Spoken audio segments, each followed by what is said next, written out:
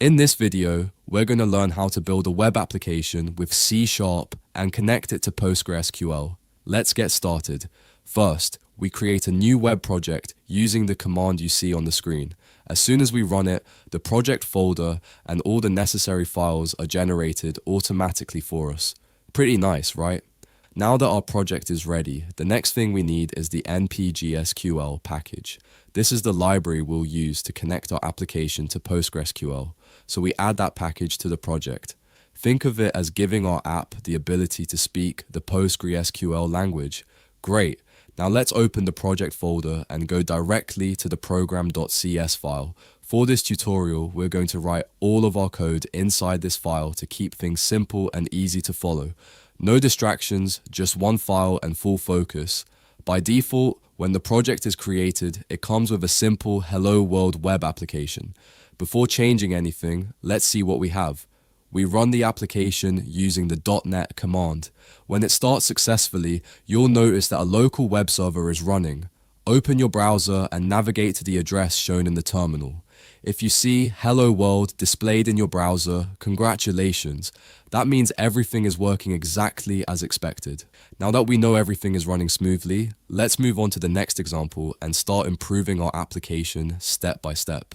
Now we've slightly upgraded our application. Instead of returning plain text, we're returning actual HTML content. That means our web app is no longer just saying hello world. It's behaving like a real web page. At the top, we create the builder and then build the application. This sets up the foundation of our web server. Then we define what should happen when someone visits the root URL.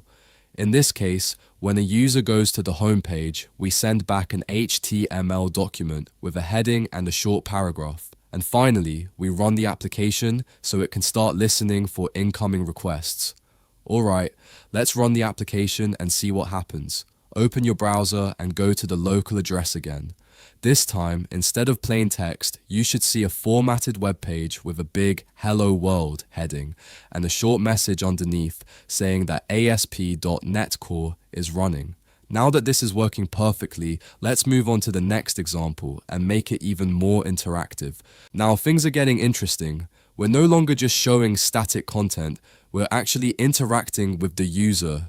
Here, our application accepts a parameter called name from the query string.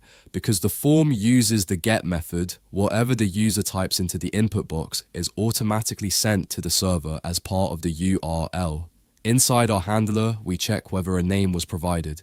If it's empty, we gently ask the user to enter their name. But if there is a value, we dynamically generate a personalized message.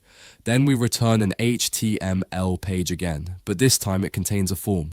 The form has a text input and a button. When the button is clicked, the page refreshes and sends the entered value back to the server, and our C# code reacts to it. Alright, let's run the application and see what happens. The page loads with a title and a simple form. I'm going to type Schofield into the input box and click the button. And boom, the page reloads and now it says, Hello Schofield. That means our server successfully captured the input and generated a custom response. Let's try another one. This time I'll enter Abrusi and press the button again. The page refreshes and now the message says, Hello Abrusi. Perfect. The logic is working exactly as expected and our application is now dynamic. Now that we understand how to receive and process user input, let's move on to the next example and take things one step further. Now we're connecting to the database, and this is an important step. First, we include the Npgsql namespace so we can use the PostgreSQL driver in our application. Then we define a connection string. This string contains the host, port, username, password, and database name.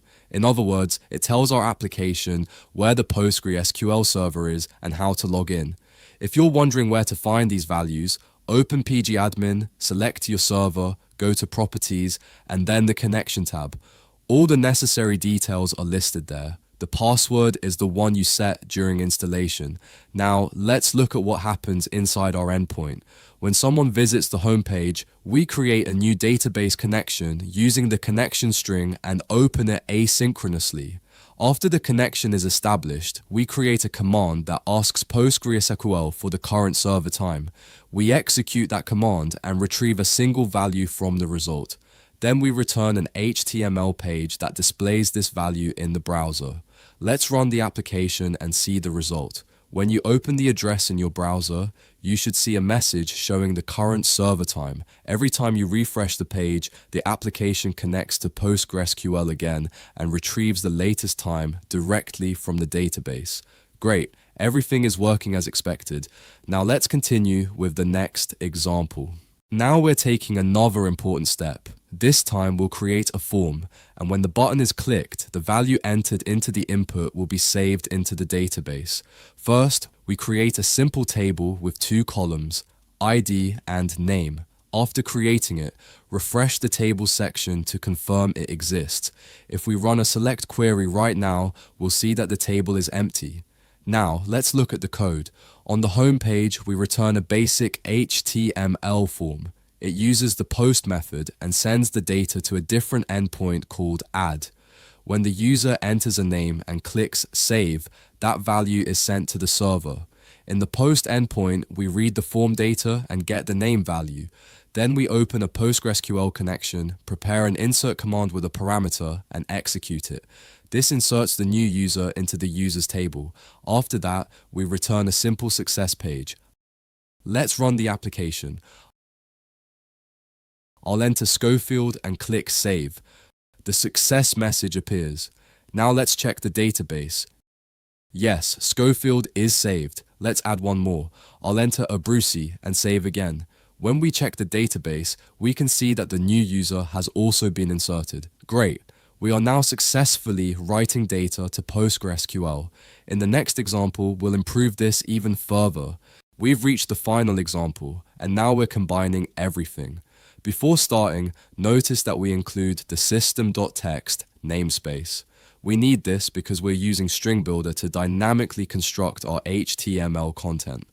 Instead of returning a fixed string, we build the page step by step in memory, which is cleaner and more flexible when generating larger content. Inside the get endpoint, we first create a String Builder instance and append the top part of our HTML, the title and the form. After that, we connect to PostgreSQL. Open the connection and execute a select query to retrieve the ID and name columns from the users table, ordered by ID descending, so the newest users appear first. We then use a data reader to loop through the results.